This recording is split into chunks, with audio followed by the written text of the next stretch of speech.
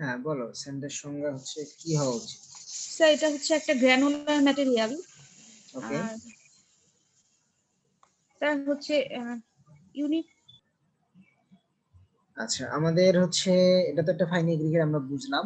Sir Fine. যেসব আর nature sir sir, যেসব FM রেশিওটা স্যার finite 2.2 থেকে 3.2 থাকার কথা উচিত। আচ্ছা ওকে, কেউ একটা ডাটা বলছো, ডাটা মানে এফএম এর ডাটা বলছো মনে হয়, যেটা হচ্ছে এফএম বলতে বোঝায় হচ্ছে ফাইননেস মডুলাস, সেই ডাটা দ্বারা বোঝা যায় যে এটা কত ছোট বা বড় সাইজের পার্টিকেল। হ্যাঁ, ইঞ্জিনিয়ার হিসেবে আমাদেরকে সাইজটা বলে দিতে হবে, স্পেসিফিক ভাবে সাইজ বলতে হবে যে কত থেকে কত মিলিমিটার পর্যন্ত পার্টিকেলটাকে আমরা হচ্ছে স্যান্ড বলতেছি।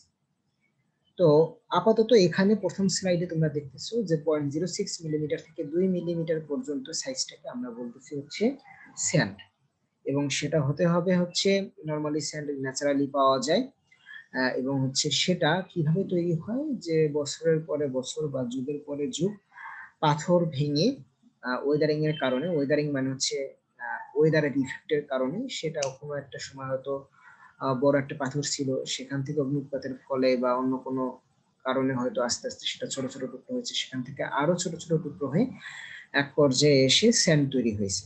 তো সেই জিনিসটাকে আমরা হচ্ছে স্যান্ড বলতেছি। স্যান্ডের ভিতরে নরমালি কি কি থাকে? কোয়ার্টজ থাকে, মাইকা থাকে, লাইমস্টোন থাকে। এটা হচ্ছে তার মিনারেল ভিতরে কি থাকে। এটা আসলে তৈরি হয় বিভিন্ন রক থেকে। রক হচ্ছে বিভিন্ন প্রকারের রক আছে, তোমরা হয়তো এই সেমিস্টারে শিখবে না, বাট নেক্সট সেমিস্টারে তোমরা এই নামটার সাথে আবার ভালো করে পরিচিত হবে। এখন জাস্ট পরিচিত হয়ে নাও। ইগনিয়াস রক একটা নাম, আর একটা হচ্ছে মেটামরফিক রক। এটা হচ্ছে বিভিন্ন রক থাকে, রকের নামকরণ করা হয়েছে। তোমরা নেক্সট সেমিস্টারে গেলে আরো ভালোভাবে জিওলজি সাবজেক্টে এই রক কি জিনিস, রকের প্রকারভেদ কি, কোনটাকে ইগনিয়াস রক বলতেছি, কোনটাকে মেটামরফিক রক বলতেছি, সেগুলো জানতে পারবা। স্যান্ডের ছবি তো দেখানোর তেমন কিছু নাই। ওকে, এবার আসি, যদি ক্লাসিফাই করতে চাই স্যান্ডকে তার সোর্সের রেসপেক্টে, মানে কোথা থেকে পাওয়া যাবে স্যান্ড, সেটা রেসপেক্টে যদি ক্লাসিফাই করতে চাই, তাহলে কি কি রকমের হতে পারে স্যান্ড? কি মনে হয় তোমাদের, কোথায় কোথায় পাওয়া যায় স্যান্ড? নদী থেকে পাওয়া যায় স্যার, সমুদ্র থেকে পাওয়া যায়। নদী থেকে পাওয়া যায়, সমুদ্র থেকে পাওয়া যায়। আর কেউ কি অন্য কিছু অ্যাড করবো?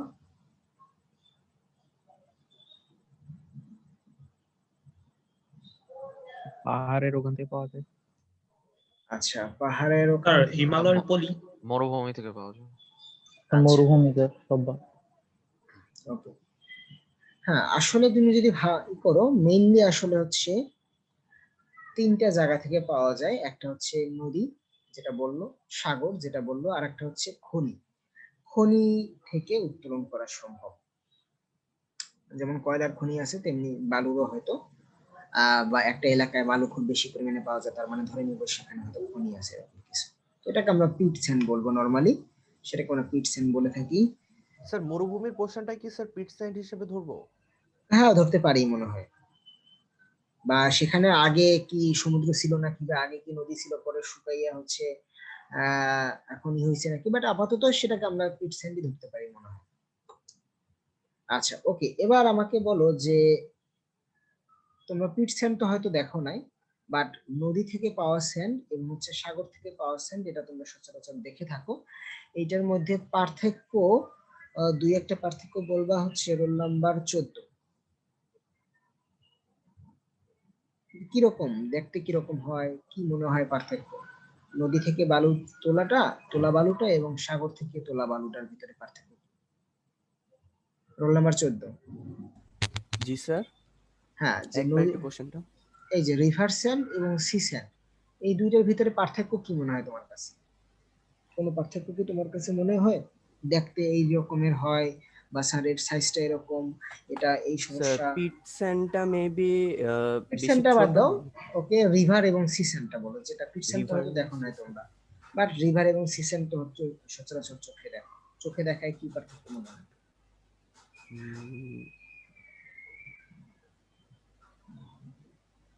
স্যার আইডিয়া নেই এটা সম্পর্কে। নদী থেকে বালু উত্তোলন হতে দেখছো? না স্যার, এটা দেখা হয়নি। বাট সমুদ্রের কাছাকাছি তো গেছো নাকি? জি স্যার, সমুদ্রের কাছে যাওয়া হয়েছে। আচ্ছা স্যার হ্যাঁ বলো। স্যার সমুদ্রের বালুগুলো স্যার একটু সাদাটে টাইপের হয়, নদীর কাছের গুলো স্যার একটু গোল্ডেন কালারের। হ্যাঁ, সমুদ্রের তো স্যার লবণাক্ত থাকে বালুগুলো। আর স্যার স্যার সমুদ্রের বালুগুলো মনে হয় সাইজে একটু বড় হয়, আর স্যার স্যার নদীর লাল গুলো একদম টাইপ, মিনি হয়। সাদা বা লাল টাইপের হয় স্যার সমুদ্রের গুলা, আর নদীর গুলা স্যার বেশি চিকন হয় স্যার, সাইজ জি ছোট। স্যার, নদীর গুলো সাইজে ছোট হয় স্যার। আর স্যার কালো টাইপের হয় একটু। স্যার এগুলা স্যার ন- হোয়াইট টাইপের হয় না স্যার? নদীর গুলো হোয়াইট আর সমুদ্রের গুলো ব্রাউন। আচ্ছা হ্যাঁ, আমি যতগুলো বলবো তোমরা অলরেডি সবগুলো বলে ফেলছো, তার মানে আসলে এগুলো কমন সেন্স থেকেই পারা সম্ভব। কমন সেন্স মানে কি আমরা সচরাচর দেখে থাকি। একজন একটু উল্টা বলছি না, আসলে নরমালি হচ্ছে নদীর বালুটা হচ্ছে সাদা কালারের হয়, কালো কালার না। ওটা আসলে ওটার সাথে কাদা মিশানো থাকে, যখন তোলা হয় নদী থেকে তখন কাদা সহকারে তুলে আসে, এই কারণে ওটা দেখতে কালো বা ধূসর মনে হয়, বাট এটাকে যখন পরিশোধন করা হয় তখন রিভার সেন্টটা সেটা সাদাই হয় দেখতে। এবং রিভার সেন্টটা দেখবা আরো হচ্ছে মিহি, অনেক মিহি হয়, মানে অনেক চিকন হয়, সাইজ অনেক ছোট হয়। আর সি স্যান্ডটা দেখবা সাইজে একটু বড় হয়, আকৃতিতে বড় হয়, এবং হচ্ছে এটা গোলাকার হয় না, এটা একটু অ্যাঙ্গুলার হয়। নদীর যেটা সেটা আবার দেখবে একটু গোলাকার টাইপের হয়। এবং আরেকটা যেটা মেজর পার্থক্য চোখে পড়ে সেটা হচ্ছে কালার। সমুদ্রের যে বালুটা সেটা নরমালি একটু ব্রাউন কালারের হয়ে থাকে বা বাদামি কালারের হয়ে থাকে। আর লবণাক্তের কথা তো বললাই তোমরা, যে সি স্যান্ড অবশ্যই লবণ তার সাথে মিশে থাকবে, রিভার স্যান্ডে মিষ্টি পানিতে যেহেতু হচ্ছে হচ্ছে সেখানে অসুবিধা হচ্ছে না লবণের। এখন আমি কথাটা বলছি, লবণের অসুবিধা হচ্ছে না, আমরা কি স্যার থাকলে সুবিধা না অসুবিধা, কি মনে হয় তোমাদের কাছে? অসুবিধা স্যার স্যার। অসুবিধা। কেন অসুবিধা কেন অসুবিধা মনে হয়? নোনা ধরে যাবে কংক্রিটে বা এরকম। ফ্র্যাকচার ধরে যাবে স্যার লবণাক্ততার কারণে। স্যার রিঅ্যাকশন করবে Yes, sir, স্যার, একদম। সল্ট রিঅ্যাকশন করবে স্যার। হুম,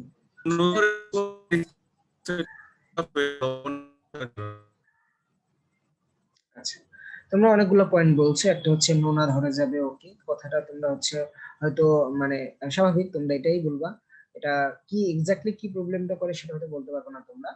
তারপরে হচ্ছে তোমার লবণাক্ত পরিবেশে দেখবা জং ধরে যায় খুব দ্রুত। স্যার হ্যাঁ ড্যাম্প হবে কি বিল্ডিং? হ্যাঁ, ড্যাম্প হবে, বিল্ডিংটা হচ্ছে স্যাঁতসেঁতে হবে, এটা জি হচ্ছে একটা ভালো পয়েন্ট। বিল্ডিংটা একটু স্যাঁতসেঁতে হবে, কেন স্যাঁতসেঁতে হবে? কারণ লবণটার কারণে। লবণ কি করে? স্যার পানি শোষণ করে। হ্যাঁ, শোষণ করে। জি স্যার।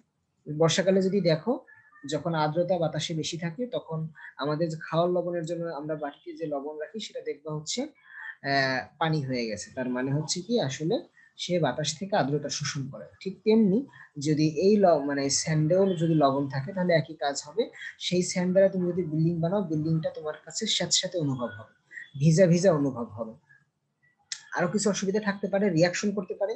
কি রিয়াকশন করতে পারে জানি না আমরা, বা কোনটার সাথে রিয়াকশন করবে সেটাও জানি না। এটা হয়তো হায়ার লেভেলে তোমরা বা চিন্তা ভাবনা করলে সার্চ দিলে হয়তো পেতে পারো। তো অনেকগুলো প্রবলেম দেখলাম। এই কারণে আসলে সমুদ্রের বালুটা বা লোনা যদি বলি, যে এটা আসলে লবণাক্ত যে বালুটা সেটা আসলে নরমালি ইউজ হয় না, আমরা ইউজ করি না বিল্ডিং বানানোর ক্ষেত্রে বা কনস্ট্রাকশনের ক্ষেত্রে ইউজ করি না, বা ঢালাইয়ের ক্ষেত্রে ইউজ করি না। তার মানে কি এই বালুটা কোথাও ইউজ করা যাবে না? আল্লাহ প্রদত্ত এত সুন্দর এত অঢেল সম্পদ আছে, সেটাকে আমরা একদম ইউজ করতে পারবো না কোনো কাজে আমাদের সিভিল ইঞ্জিনিয়ারিং এ? কি মনে হয়? স্যার এটা কি পরিশোধন করে ব্যবহার করা করা যেতে যাবে না? পারে? স্যার পরিশোধন এটা কি করা ড্রাই একটা করলে IUC হবে না স্যার? না, ড্রাই করলেও কিন্তু লবণ থেকে যাবে। লবণ দেখো শুকনো কোন অবস্থায় একটা জায়গা ভরাট করার ক্ষেত্রে ব্যবহার করতে পারি। হ্যাঁ, একটা জিনিস আসছে যে কোনো জায়গা ভরাট করার জন্য আমরা ইউজ করতে পারি, ওকে। এছাড়া স্যার আলাদা যে লবণ ফ্যাক্টরি গুলো থাকে সেখানে তো স্যার ইউজ করে এটা, মানে যে লবণ জমানোর জন্য আর কি।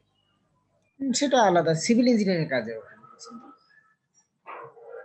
আমার স্যার মতো রিফাইন করে নেওয়া যাবে না স্যার? এই হ্যাঁ, সমুদ্রের পানি থেকে যেমন স্যার আপনাদের আপনার করা হয়, লবণ আলাদা লবণ। করা হয় স্যার, এরকম কি আচ্ছা করা যাবে না স্যার? আচ্ছা, হ্যাঁ এরকম হয়তো করা যেতে পারে, বাট সেক্ষেত্রে হয়তো আমাদের কস্টিংটা অনেক বেশি চলে আসবে। তো সেই কস্টিং এ তুমি সি স্যান্ড দিবা, তারপরেও রিস্ক থেকে যাবে, আর এদিকে তুমি রিভার স্যান্ড পাচ্ছ অনেক সস্তায় আমাদের দেশে। তাহলে এই কারণে আমাদের দেশে আসলে সি স্যান্ড আমরা ইউজ করি না। আচ্ছা, আরো একটা কাম যদি হচ্ছে বলি, ব্যবহার তোমরা যদি হচ্ছে দেখো বাঁধের পাশে দেখবা যে মানে স্যান্ড ব্যাগ ইউজ করে, বালু একটা ব্যাগের ভিতরে ইউজ করে, এটাকে হচ্ছে তীর রক্ষা কাজে ইউজ হয়। তোমরা যদি হচ্ছে দেখবা যদি সেন্ট মার্টিনে বা কক্সবাজারে যেয়ে থাকো, কক্সবাজার থেকে সেন্ট মার্টিন যাওয়ার পথে বা মেরিন ড্রাইভ যেটা বলে সেখানে যদি যাও, সেখানে দেখবা হচ্ছে যে রাস্তার পাশে বিশাল বিশাল মনে হয় বিশাল বস্তার ভিতরে বস্তা শুয়ে রাখে, এরকম মনে হচ্ছে তিমির মতো শুয়ে আছে এরকম। তো আসলে এখানে কিন্তু আমরা ইউজ করতে পারি ফ্লাড কন্ট্রোল করার জন্য বা প্রোটেকশন করার জন্য। তো একদমই যে ইউজ করা যাবে না সেটা না, হয়তো যেসব ক্ষেত্রে সমস্যা হবে সেসব ক্ষেত্রে বাদ দিয়ে আমরা অন্য জায়গায় ইউজ করবো। হ্যাঁ কিছু বলছি। রাস্তার পিচ ঢালাই নিতে দেওয়া যাবে না স্যার? হ্যাঁ রাস্তার পিচ ঢালাইতে দেওয়া যেতে পারে, বাট আমি জানি না সমস্যা হবে নাকি কোনো, কারণ রিয়াকশন যদি কোনো কিছু করে বা যাতে স্ট্রেন্থ এবং দেখো রাস্তা তো হচ্ছে নর্মালি অনেক ভেঙে যায়, কারণ বৃষ্টির কারণে তার অনেক ক্ষতি হয় রাস্তার, পিচ ঢালাই রাস্তার অনেক ক্ষতি হয়, কারণ পানিটা ঢোকা যাবে না, কিন্তু পানি ঢুকলেই রাস্তাটা নষ্ট হয়ে যায়। তো তেমনি লবণ যেহেতু এটার ভিতরে থাকে, আমার মনে হয় যে সেখানে একটা সমস্যা হতে পারে। তবে তোমরা এটা হচ্ছে তোমাদের মাথায় কোশ্চেনটা থাকলো যে তোমরা এগুলো হচ্ছে চিন্তা ভাবনা করবা, ওকে, যে নেটে সার্চ দিবা, বিভিন্ন জায়গায় জানার চেষ্টা করবা, হ্যাঁ সেটা। ওকে আচ্ছা, এবার আসি তাহলে যদি একটু বলি পিট স্যান্ডটা দেখতে কিরকম। পিট স্যান্ডটা দেখতে আসলে সি স্যান্ডের মতোই ব্রাউন কালারের হয়ে থাকে, এবং হচ্ছে এটা অ্যাঙ্গুলার হয় এবং একটু ছিদ্রযুক্ত হয় পোরাস, বাট একটাই পার্থক্য, সেটা হচ্ছে এটার ভিতরে কোনো সল্ট থাকবে না।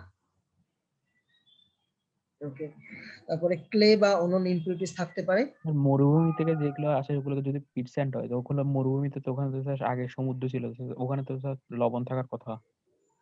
সেটা হয়তো বললাম না, যুগের পরে যুগ হয়তো কোনো একটা সময় সে লবণ হয়তো চলে গেছে, এরকম হতে পারে। আমি এক্স্যাক্টলি বলতেছি না যে তোমার মরুভূমিতে যেটা পাওয়া যায় সেটাই পিটসেন। পিটসেন মানে খনির স্যান্ড, খনি থেকে উত্তোলন হয় যেটা, ওকে, যেটা হয়তো একসময় নদী ছিল, মাটির তলদেশে চাপা পড়ে গেছে সেটা। যদি ছবি দেখো, এই যে ছবি দেখতে পাচ্ছ এরকম। আচ্ছা, তো পিট স্যান্ড আমরা বুঝলাম।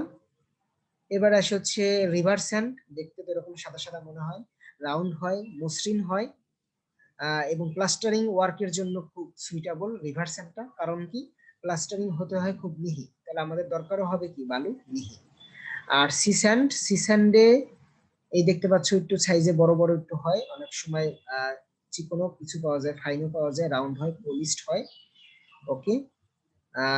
তবে মেইনলি যে সমস্যা যে লবণ থাকে, এই লবণের আর কি কি থাকতে পারে, যে হচ্ছে অর্গানিক ম্যাটার মানে জৈব পদার্থ। জৈব পদার্থ মানে কি, ধরো পচা পাতা, পচা বিভিন্ন জিনিসপত্র, সেটা পচা জৈব জিনিস, সেটা অনেক সময় মাটির তলদেশে বা পানির সাথে মিক্স অবস্থায় থাকে বা বালুর সাথে মিক্স অবস্থায় থাকে।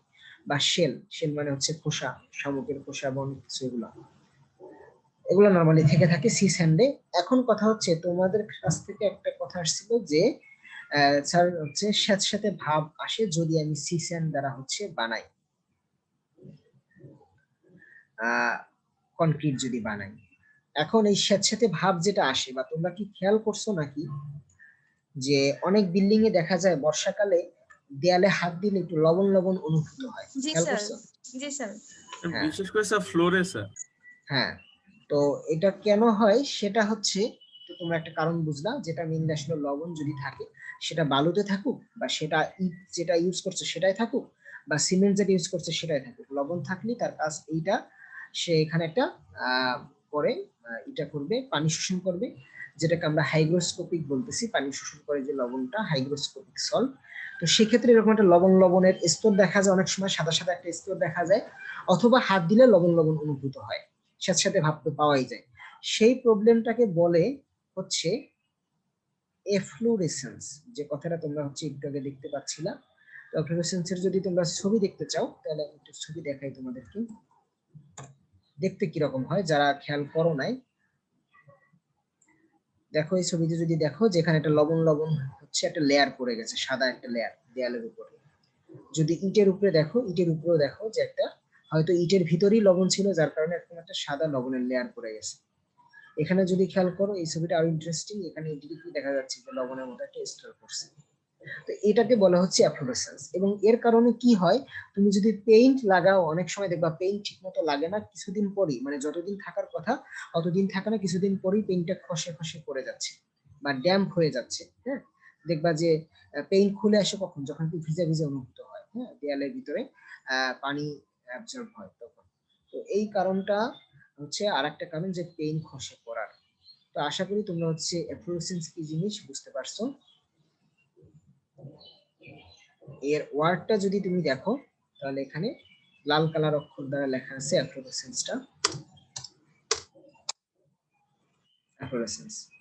আচ্ছা, তো তোমরা এখানে দেখলা যে শীটে কিন্তু এখানে তেমন কিছু নাই, জাস্ট আমি মুখে অনেক কিছু বলছি সেটা।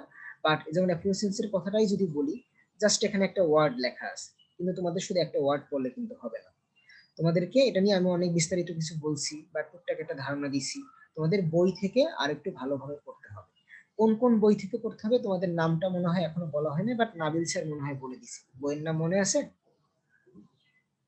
নাবিল স্যার কি কি বই বলছে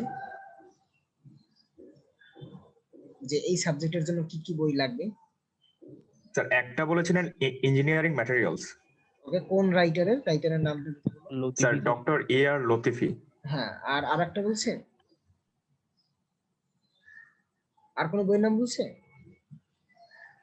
আচ্ছা, আর কোনো বইয়ের নাম যদি না বলে থাকে আমি বলে দিচ্ছি, ওটা তো লাগবে। ওকে, আর একটা বই আছে এম এ আজিজ স্যারের বই, উনি বুয়েটের প্রফেসর ছিলেন।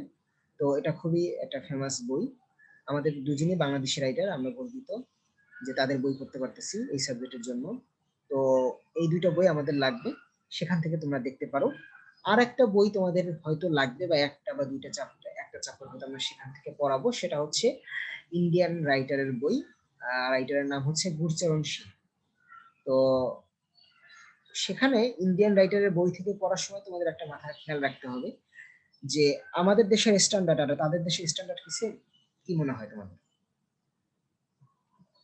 স্ট্যান্ডার্ড বলতে বোঝাচ্ছি যে ধরো ব্রিকের সাইজ, আমাদের দেশের ব্রিকের সাইজ হচ্ছে ধরো 9.5, 4.5, 3.5 ইঞ্চি। তো তাদের দেশেও কি একই রকম হবে, বা অন্যান্য দেশে কি একই রকম হবে? না স্যার।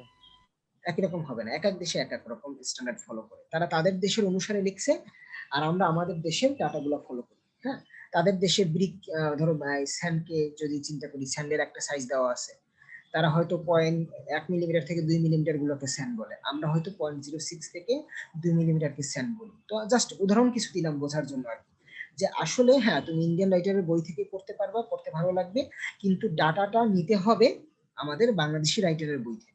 ইন্ডিয়ান ডাটা তুমি যদি পরীক্ষায় লেখো, এটা আসলে তোমার কোনো মার্ক ক্যারি করবে না, বা এটা আমাদের আসলে ইন্ডিয়ান ডাটার দরকার নেই, আমাদের দরকার বাংলাদেশি ডাটাটা, বাংলাদেশি স্ট্যান্ডার্ড অনুসারে যে ডাটাটা। তাহলে তোমরা ইন্ডিয়ান রাইটারের বই থেকে পড়বা, ঠিক আছে, কিন্তু ডাটাটা নিবা হচ্ছে কোথা থেকে? বাংলাদেশি দুই রাইটারের বই থেকে। তো তোমরা আশা করি বই দুইটা সামনের ক্লাসের আগে বা সামনের উইকের আগে জোগাড় করে ফেলবা, কারণ নেক্সট চ্যাপ্টারটা আমরা হচ্ছে বই থেকে হচ্ছে পড়বো। এই সব কিছুই আসলে বইতে আছে, বই থেকেই নেওয়া। তো নেক্সট চ্যাপ্টারটা বেশি করে বই থেকে পড়বো, তার জন্য আলাদা করে হচ্ছে হয়তো স্যার শীট দেওয়া হবে না। হ্যাঁ স্যার এগুলো কি পিডিএফ পাওয়া যাবে? আসলে স্যার আমি যেখানে থাকি ওই বইগুলো পাওয়া যায় না। আচ্ছা, ওকে, না পিডিএফ আসলে যেহেতু রাইটারের বই, সফট কপি এগুলো আসলে পাওয়া যায় না, কারণ এটা মানে কপিরাইটের মামলায় পড়ে। তো তবে তোমরা যেটা করতে পারো, যে যারা ঢাকায় আছে তোমার বন্ধু বান্ধব, তাদের কাছ থেকে স্ক্যান কপি তোমরা নিয়ে নিতে পারো। তাদের একজনের বই কিনলো, সেখান থেকে তোমরা স্ক্যান কপি নিয়ে নিতে পারো। জি স্যার। তবে আমার মনে হয় যে সব বই তোমাদের সামনে ইঞ্জিনিয়ার হিসেবে যদি থাকো, অবশ্যই এগুলো কাজে লাগবে। তো এটা কিনে রাখাই বেটার। হ্যাঁ, বই থেকে পড়ার যে মজা, সেটা স্ক্যান কপি থেকে পড়ার মজার মতো হয় না। ওকে, ঠিক আছে। তাহলে বইগুলো তোমরা কালেক্ট করে রাখবা, দুইটা বই লাগবে। হ্যাঁ, এই দুইটা বই হচ্ছে তোমরা নিয়ে নিবা। একটা হচ্ছে এম এ আজিজ স্যার 1 নম্বর বই, 2 নম্বর বই হচ্ছে লতিফি স্যারের বই। নাম বললেই হচ্ছে দোকানদার তোমাকে দিয়ে দেবে। আরেকবার একটু বই দুটার নাম বলেন স্যার প্লিজ। আসলে ম্যাটেরিয়ালস, তুমি যদি বলো যে ম্যাটেরিয়ালস, নামের চেয়ে রাইটারের নামটা ইম্পর্টেন্ট, তারা রাইটারের নাম হিসেবে চিনে। হ্যাঁ, জি স্যার, রাইটারের নামই জি। রাইটারের নাম হচ্ছে, একজন হচ্ছে M A Aziz, doctor M A Aziz, আর একজন হচ্ছে ডক্টর লতিফি। এতটুকু বললেই চলবে। স্যার দুইটা বই? দুইটা বই, হ্যাঁ। তবে কারো যদি কোনো সমস্যা থাকে, সেক্ষেত্রে তোমরা স্ক্যান কপি আপাতত ইউজ করতে পারো, বাট আমি সাজেস্ট করবো বইগুলো কিনে রাখার।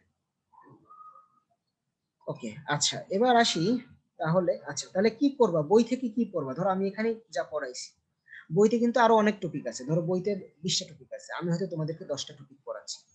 আমি যেসব টপিক পড়াচ্ছি তুমি শুধু সেই টপিক গুলো বই থেকে পড়ো, পরীক্ষার জন্য অতটুকুই লাগবে, বাট প্র্যাকটিক্যাল ক্ষেত্রে তোমাকে কিন্তু বইটার আরো অনেক কিছু জানতে হবে।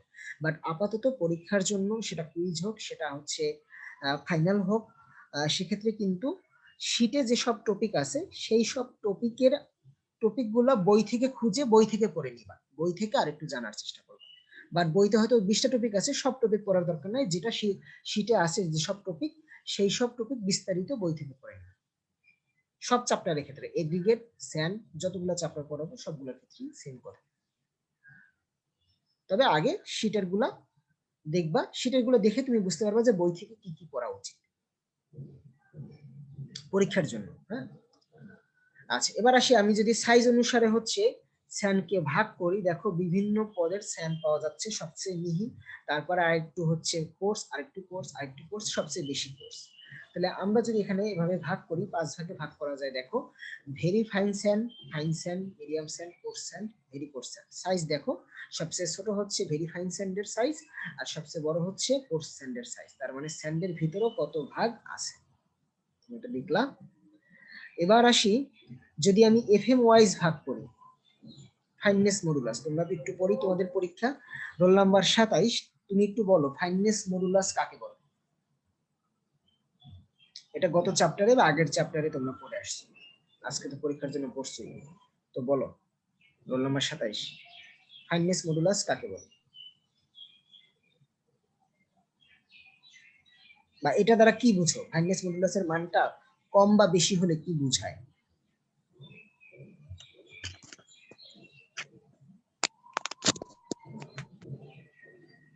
বলো।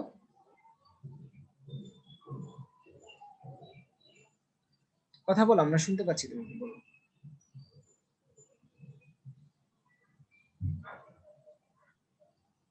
কি পারবে না? না পারলেও বলতে হবে যে না স্যার পারতেছি।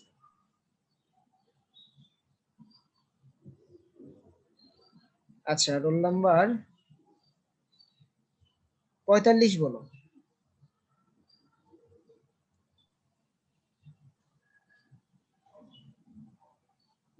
যে ফাইননেস মডুলাস এটা দ্বারা আসলে কি বুঝে, এর মানটা কম বা বেশি হলে কি হবে?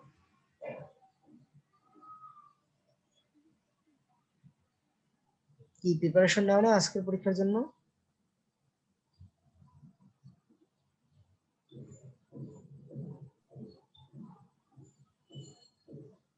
হুম, 45 বলো।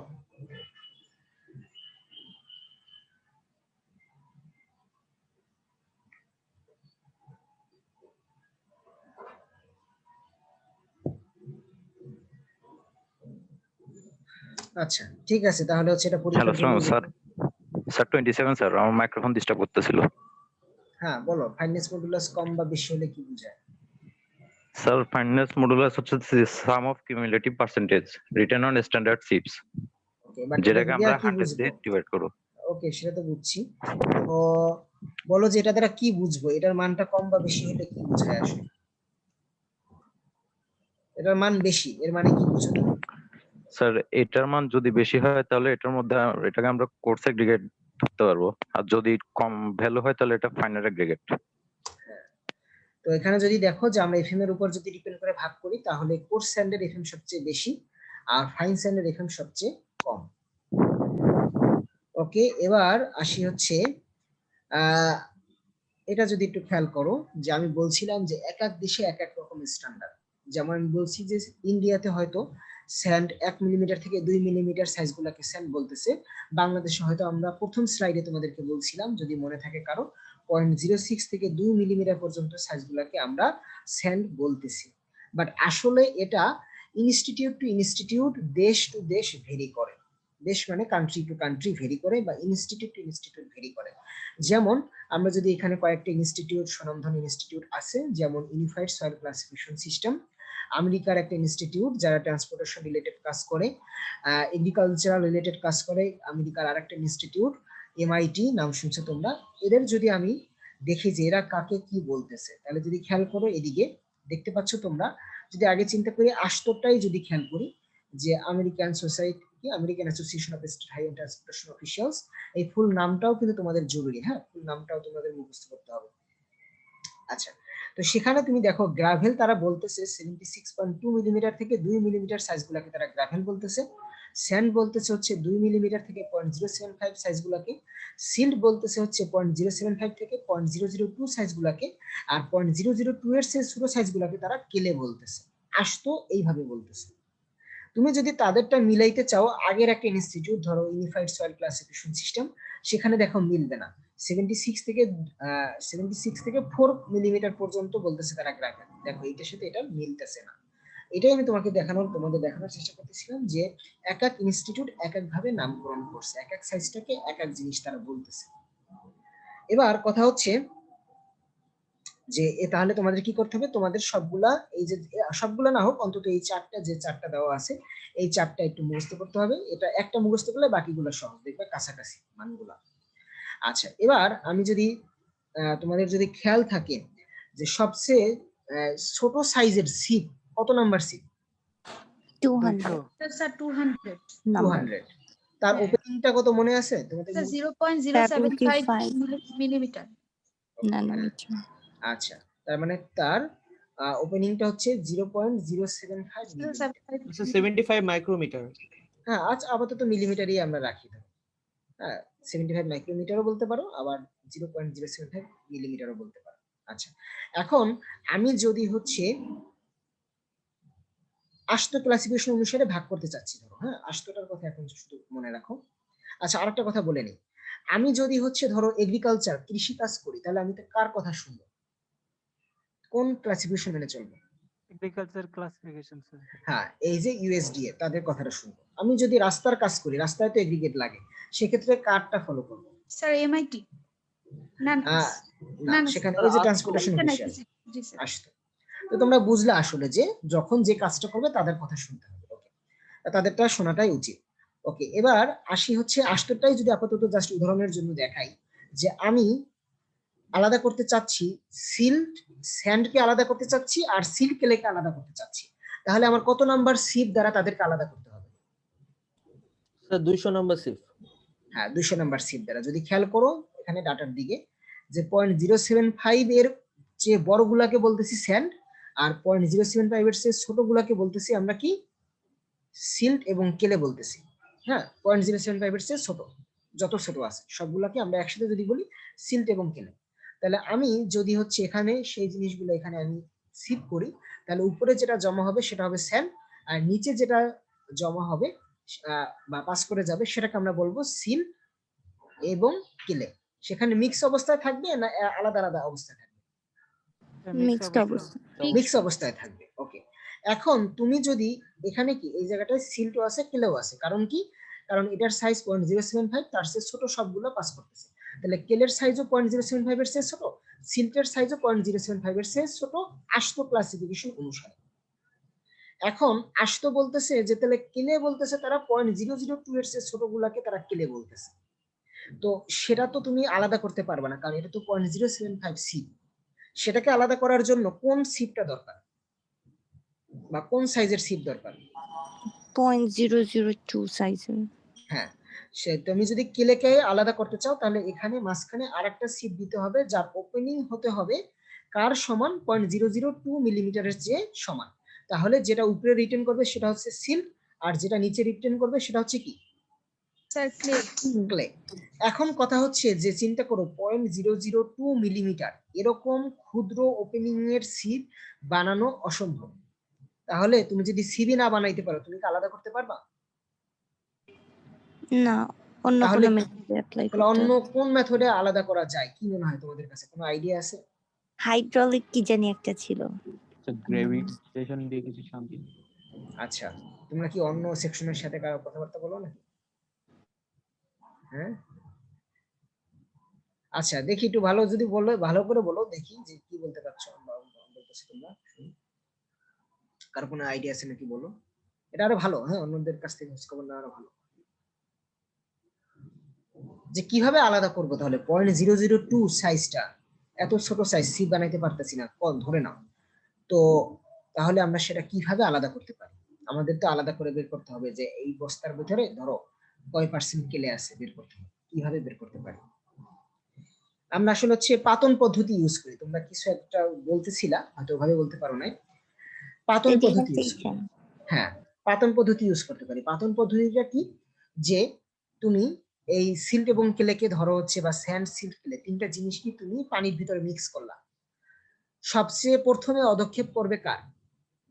স্যার যেটা সাইজ বড় বা ভার বড় হ্যাঁ, আর বেশি। যেটা সাইজ বড় নরমালি তার ওজনটাও বেশি হয় নাকি? জি স্যার। তাহলে স্যান্ড হচ্ছে সবার আগে নিচে করবে নাকি? জি স্যার। তাহলে আমি যদি এভাবে বলি যে সবচেয়ে কম সময়ে সেটেল করবে কি? স্যান্ড। আর সবচেয়ে দেরিতে সেটেল করবে ক্লে। ক্লে। তাহলে আমি এইভাবে আলাদা করতে পারি। এই যে পদ্ধতিটা বললাম, এই নীতির উপর ভিত্তি করে একটা প্রসিডিউর দাঁড় করানো হয়েছে, যেটার নাম হচ্ছে হাইড্রোমিটার অ্যানালাইসিস, যেটা তোমরা 3 অনে জিওটেক ল্যাবে প্র্যাকটিক্যালি তোমরা করবা। আপাতত আমাদের এই সেমিস্টারে তোমরা করলা সিভ অ্যানালাইসিস করছো বা করবা হয়তো সামনে, আর হাইড্রোমিটার অ্যানালাইসিস যেটা একটু আগে বললাম যে পাতন প্রক্রিয়ার মাধ্যমে করা হয়, সেটা হচ্ছে 3 ঠিক 1 বছর পরে তোমরা করবা। এখন আমাকে তাহলে এবার তোমাদের কাছে কোশ্চেন, যে আমরা সিভ অ্যানালাইসিস কখন করতে পারবো আর হাইড্রোমিটার অ্যানালাইসিস কখন করব? স্যার যখন পার্টিকেলের সাইজটা স্যার মোটামুটি স্যার 75 মাইক্রোমিটার বা এটার কাছাকাছি হবে, তখন আমরা সিভ করব। আর যদি তারও নিচে চলে যাইতে থাকে তখন স্যার আমরা হাইড্রোমিটার অ্যানালাইসিস করব। হ্যাঁ, একদম কারেক্ট অ্যান্সার। তার মানে যদি বেশি ছোট সাইজ হয় তখন আমাদের হাইড্রোমিটার সিভ অ্যানালাইসিস আমরা করতে পারবো না, হাইড্রোমিটার অ্যানালাইসিসে চলে যেতে হবে। আচ্ছা, এখন চিন্তা করো, এই যদি এই ক্লাসিফিকেশনটা ফলো করতে চাও, এইভাবে আলাদা করতে চাও, এরা কিন্তু আলাদা করে বলে নাই যে সিল্টের জন্য আলাদা সাইজ দেয় না, ক্লের জন্য আলাদা সাইজ দেয় না, বলছে 0.075 এর চেয়ে ছোট হইলেই সিল্ট ক্লে বলতেছে। তাহলে এর জন্য কি হাইড্রোমিটার অ্যানালাইসিসের দরকার আছে? না স্যার। ওকে, ঠিক আছে, তাহলে আমি মনে করি যে তোমরা বুঝছো। এবং দেখো এখানে জাস্ট হাইড্রোমিটার অ্যানালাইসিস একটা ওয়ার্ড লেখা, বাট আমি কত কিছু বললাম। তো তোমাদেরও কিন্তু এই জিনিসগুলা ক্লাসে মনোযোগ দিয়ে দেখতে হবে, যে ক্লাসে স্যার কোন জিনিসটা পড়াচ্ছে, কোন জিনিসটা হচ্ছে, সেই জিনিসগুলো অবশ্যই কিন্তু একটু বিস্তারিত অন্য বই বা অন্য নেট বা যে এগুলো আছে সেখান থেকে দেখে বুঝে নেওয়ার চেষ্টা করতে হবে। আচ্ছা, ওকে, এবার আসি হচ্ছে, যদি তোমাদের আমি সাইজ দেখাই, আরেকটা ক্লাস আছে আমাদের। হ্যাঁ, আমাদের শেষ হয়ে যাচ্ছে, এই জাস্ট একটা স্লাইড দেখাচ্ছি। এটা দেখো, সবচেয়ে বড় হচ্ছে কোর্স স্যান্ড, তারপরে ছোট হচ্ছে মিডিয়াম স্যান্ড, তারপরে ছোট হচ্ছে ফাইন স্যান্ড, তারপরে পিঙ্ক কালারটা হচ্ছে সিল, আর কেলেটা কোথায়? কেলেটা দেখতে পাচ্ছ? Black dot sir, black dot. হ্যাঁ, এখানে একটা কিন্তু ডট আছে, এটা কিন্তু স্ক্রিনের ময়লা না, এটা একটা ডট আছে এখানে। তো ক্লেটা হচ্ছে ছোট। এই ছবিটা কেন দাও? যাতে করে তোমাদের মুখস্থ থাকে, মুখস্থ করতে সুবিধা হয়, মাথায় যাতে ছবিটা দিয়ে বুঝাইলে তোমাদের যাতে মনে থাকে ভালোভাবে। আচ্ছা, ওকে, তাহলে আজকে এই পর্যন্তই থাকুক, ভালো থাকো সবাই, আল্লাহ হাফেজ। স্যার একটা কোশ্চেন ছিল স্যার। হ্যাঁ, বলো। স্যার ওই যে গুরচরণ সিং এর বইটা কি লাগবে না স্যার? এটা একটা চ্যাপ্টার লাগবে, তো আমার মনে হয় যে একটা চ্যাপ্টার তোমরা যে কোনো একজন বই কিনে বাকিদেরকে তোমরা স্ক্রিনশট দিতে পারো, এটা কি বলে যে স্ক্যান করে দিতে পারো। স্যার একটা কোশ্চেন ছিল আরেকটা। হ্যাঁ, বলো। স্যার আমাদের এই যে সিভের ওপেনিং গুলা থাকে স্যার, এটা তো স্যার আমরা চার্ট থেকে মুখস্থ করি। স্যার যদি আমাকে কোনো কারণে কেউ বললো যে আমার কাছে একটা ধরেন 38 সাইজের একটা সিভ আছে, এমন কিছু বললো, সেক্ষেত্রে স্যার ওপেনিং বের করার কোনো ফর্মুলা বা কিছু কি আছে, নাকি এটা কোনো স্ট্যান্ডার্ড, মানে তাকে বলে দিতে হবে যে এটার ওপেনিং এত? না, এটা আসলে তোমাদেরকে মুখস্থ করতে হবে, যে চার্টটা দিছি তোমাদেরকে আপাতত অতটুকু মুখস্থ করলেই হবে, যতগুলো দেওয়া আছে। হ্যাঁ, যতগুলো চার্টে দেওয়া আছে অতগুলো মুখস্থ করলেই তোমাদের হবে। তবে প্র্যাকটিক্যাল ক্ষেত্রে তোমাকে হচ্ছে এটা কোম্পানি ওয়াইজ ভেরি করে, বাট স্ট্যান্ডার্ড আছে, ইউএস স্ট্যান্ডার্ড সিভের সাইজ যেটা আছে চার্টে দেওয়া, সেটাই আসলে মেনটেন করার চেষ্টা করা হয়। আর একটা কথা যদি বলি, সেটা হচ্ছে তোমাদের একটা ছোট আমি ফর্মুলা বলছিলাম মনে হয়, যে নাম্বার 4 মানে 1 ইঞ্চিতে 4টা ছিদ্র বা এরকম এটা তো স্যার বুঝতে পেরেছি স্যার, মানে সেটা দিয়ে হয়তো বের করা সম্ভব, সেটা দিয়ে হয়তো বের করা সম্ভব, দেখতে পারো যে সেভাবে মিলে নাকি, বাট এক্স্যাক্টলি মিলবে না, বাট আন্দাজ করা মিলে নাই স্যার, আমি আজকে ট্রাই করতেছিলাম, বাট হ্যাঁ, এক্স্যাক্টলি মিলবে না, এবং এক্স্যাক্টলি তোমাদের মিলানো তোমাদের হচ্ছে ওই যেটা যেটা চার্টে দেওয়া আছে সেটা মুখস্থ করতে হবে। তোমার ওই এক্স্যাক্টলি যেটা আমি বলছি যে 10 মানে 1 ইঞ্চিতে 200টা ছিদ্র আছে, তারপরে বের করো না, এভাবে করে করবা না, এভাবে করে জাস্ট আন্দাজ করতে পারো। বাট তোমাদেরকে আলটিমেটলি গ্রাফ আঁকার জন্য বা কাজ করার জন্য যেটা চার্টে দেওয়া আছে সেই চার্টটা, সেই মানটা মুখস্থ করতে হবে। ওকে, জি স্যার, বুঝতে পারছি। ঠিক আছে, ওকে, আসসালামু আলাইকুম স্যার। ওয়ালাইকুম আসসালাম।